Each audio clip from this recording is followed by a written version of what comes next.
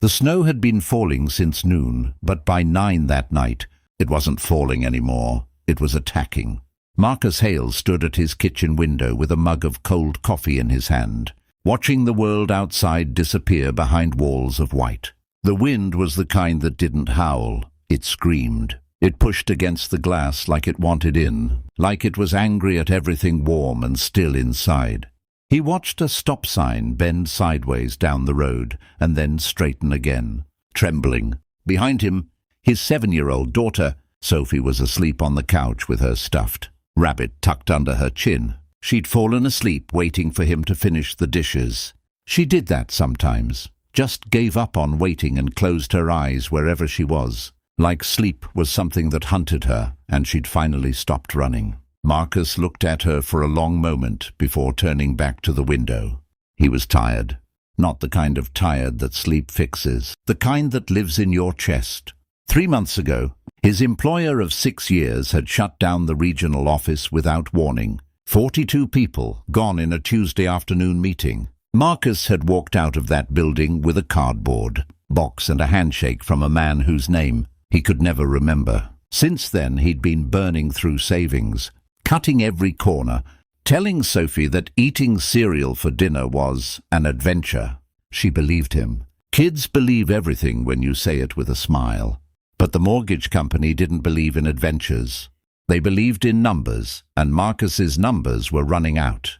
He had 31 days left before the bank started the process of taking the house. The house his wife Elena had loved. The house they'd brought Sophie home to. The house where Elena's handwriting was still on the height chart by the kitchen doorframe, recording Sophie's growth in blue. Pen up until the year she got sick and couldn't stand long enough to do it anymore. He wasn't going to lose that house. He didn't know how he was going to save it, but he wasn't going to lose it. That's when he heard it, not the wind, something inside the wind. A sound that was wrong, too thin, too human. He set down his mug and moved to the front door, opening it just an inch. The cold hit him like a fist. He squinted against the blowing snow and scanned the dark yard, the buried road, the invisible world beyond his porch light. There, at the edge of his driveway, a shape. A figure on hands and knees in the snow, trying to get up and failing. Marcus didn't think. He grabbed his coat off the hook, shoved his feet into boots, and ran. She was a woman, maybe early 40s, dressed for a business meeting and not for this. A charcoal blazer over a silk blouse. Dress shoes. No hat, no gloves. Her dark hair was plastered to her face, and her lips had gone the wrong color. She looked up at him when he reached her, and her eyes were glassy and unfocused. The way eyes get when the body starts making hard decisions about where to send its warmth. I ate my car, she managed. Off the road, down there. I walked. Don't talk, Marcus said. Can you stand? She tried. She couldn't. He got his arm under hers and lifted. She weighed almost nothing. That scared him more than anything else. He carried her inside. Sophie woke up when the door opened and stared with wide eyes as her father came in holding a snow-covered stranger. To her credit, she didn't scream. She slid off the couch and said very seriously, "Is she okay, Daddy?" "She's going to be," Marcus said. "Grab the blanket off my bed." "The big one." Sophie ran. He sat the woman on the couch and started removing her soaked blazer and shoes. His hands were shaking and he wasn't sure if it was from the cold or the fear. Her skin was like ice. He'd read somewhere that you didn't rub cold skin. You just covered it and let the warmth come slowly, gently from the inside out. So that's what he did. Sophie appeared with the blanket and he wrapped it around the woman like she was something fragile and worth protecting. "I'll make tea," Sophie announced, and walked to the kitchen with the gravity of a child performing important work. The woman looked up at Marcus with eyes that were slowly focusing. "Your daughter," she said softly. "Yeah, she's something. I know." Her name was Claire Weston. She'd been driving back from a site meeting 3 towns over, had taken the highway exit too fast on black ice, and had gone into a ditch so deep and so fast that her phone flew out of her hand on impact and she couldn't find it in the dark. She'd been walking for 20 minutes before she reached his driveway, in those shoes, in that blazer. "I wasn't thinking clearly," she admitted. Hands wrapped around the mug, Sophie had placed in them, with both hands and extraordinary care. "Hypothermia does that," Marcus said. "You were lucky." She looked at him steadily. "Yes, I was." He made up the guest room. The one that still had 2 boxes of Elena's books in the corner that he hadn't been able to move. He apologized for the boxes. Claire said she didn't mind. Sophie insisted on showing Claire the rabbit, whose name was Gerald, and explaining that Gerald had originally been named Gerald because it sounded important. Claire laughed, a real laugh, sudden and warm, and Marcus felt something loosen slightly in his chest that he hadn't realized was clenched. He stayed up another hour after they'd both gone to sleep, sitting at the kitchen table with the mortgage letter in front of him. 31 days. He'd applied to 11 positions in the last 3 months. 3 interviews, no offers. He was a logistics manager with 15 years of experience and a daughter, who needed new shoes and a house that needed saving, and he couldn't find a single door that would open. He folded the letter and put it back in the envelope. He turned off the kitchen light. He went to bed. In the morning, the storm had passed. The world outside was white and silent and almost beautiful, the kind of morning that looks like forgiveness. Marcus made pancakes. Sophie set the table with the care of someone hosting a state dinner. Claire came downstairs in her wrinkled blazer, her hair pulled back, and stopped in the kitchen doorway. "You didn't have to—" "Sit down," Marcus said. Sophie worked very hard on the table. Sophie looked up seriously. "I did the napkins myself." Claire sat down. They ate together at that small kitchen table, the 3 of them, with the winter light coming in white and clean through the window, and Gerald seated in the 4th chair because Sophie felt he'd earned it.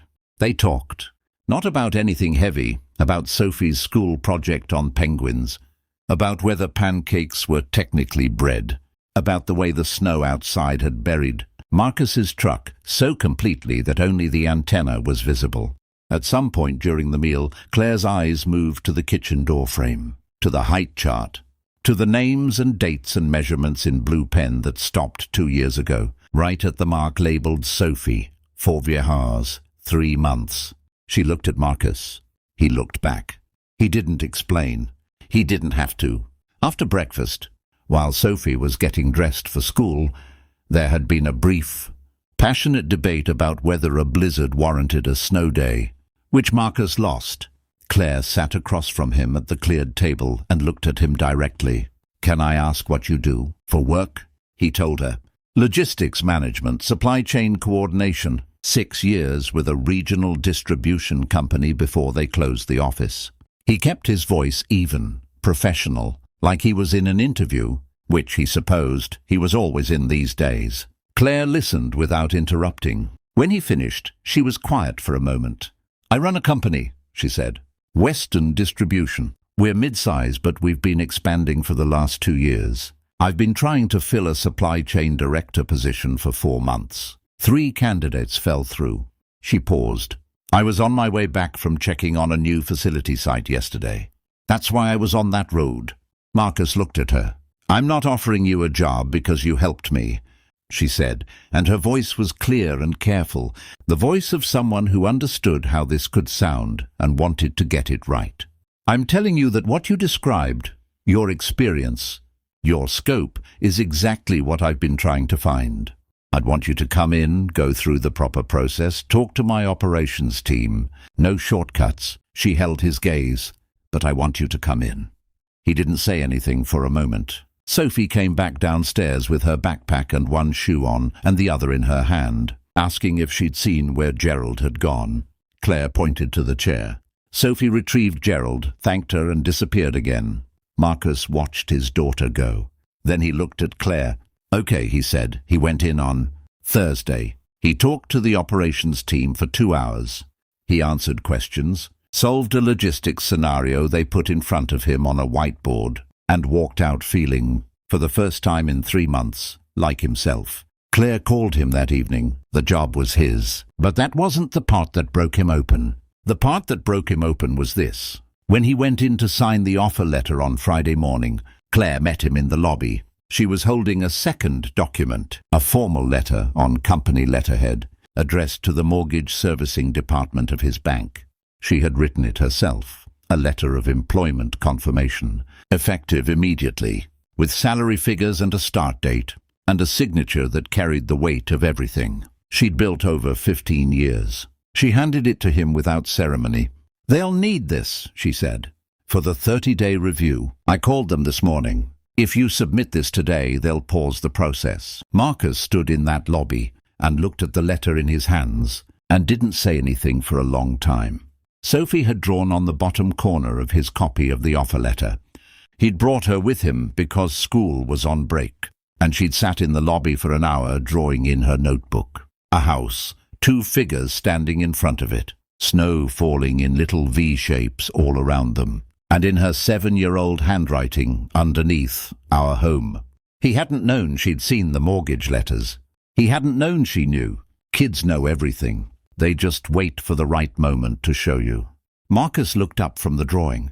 He looked at Claire. His throat was tight, and he wasn't going to pretend it wasn't. "I don't know how to—" "You brought me in out of the cold," she said simply. "You gave me a blanket and tea and your guest room and pancakes, and your daughter told me Gerald's full name and the reason for it." She smiled then, small and real. "Some things you don't calculate, Marcus. You just return." He submitted the letter to the bank that afternoon. 2 weeks later, the house was safe.